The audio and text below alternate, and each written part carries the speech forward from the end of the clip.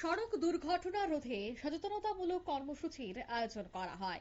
এদিনের এই কর্মসূচি থেকে সাধারণ মানুষকে দুর্ঘটনার বিষয়ে সচেতন করা হয়। খোয়াই শহরের গণকি এলাকায় হয় এদিনের এই কর্মসূচিটি। 70 জন বাইক চালককে বিনামূল্যে হেলমেট প্রদান করা হয়।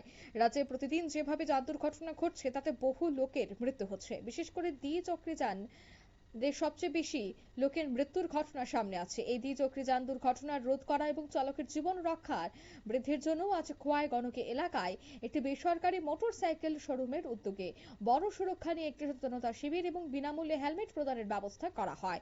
এই সচেতনতা শিবিরে উপস্থিত ছিলেন খোয়াই থানার ওসি কৃষ্ণধন সরকার, মহিলা থানার ওসি মিনা দেববর্মা সহ জেলা ট্রাফিক ইনচার্জ এবং অন্যান্য আরক্ষা প্রশাসনের আধিকারিকরা।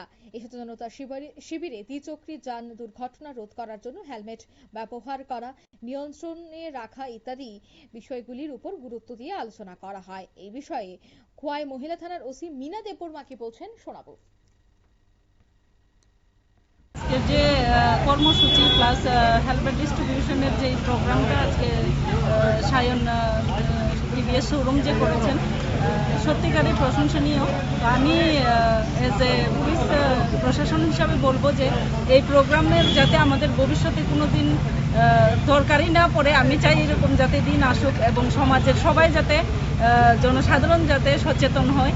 তার জন্য আমি সবাইকে অনুরোধ রাখবো, আপনাদের মিডিয়া পার্সনদের থ্রুতেও আমি এটাই বলতে চাইবো যে শুধু প্রশাসন বা পুলিশের একা পক্ষে এই অ্যাক্সিডেন্টগুলি রোধ করা সম্ভব নয়। কারণ জনসাধারণ যে সময় সচেতন হবে, যে সময় ওরা আইনের বিধিগুলি, ট্রাফিক আইনের বিধিগুলি মেনে চলবে, তখনই আমরা টোটালি আমরা মানে সুরক্ষা থাকতে পারবো।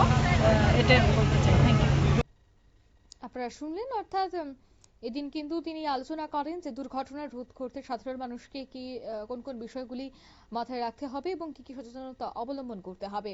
এদিন মোটরসাইকেলের শোরুমের উদ্যোগে প্রায় 70 জন বাইক আরোহীদের সম্পূর্ণ বিনামূল্যে এই হেলমেট তুলে দেন জেলা এবং মহকুমা আরক্ষা প্রশাসনের সমস্ত আধিকারিকরা।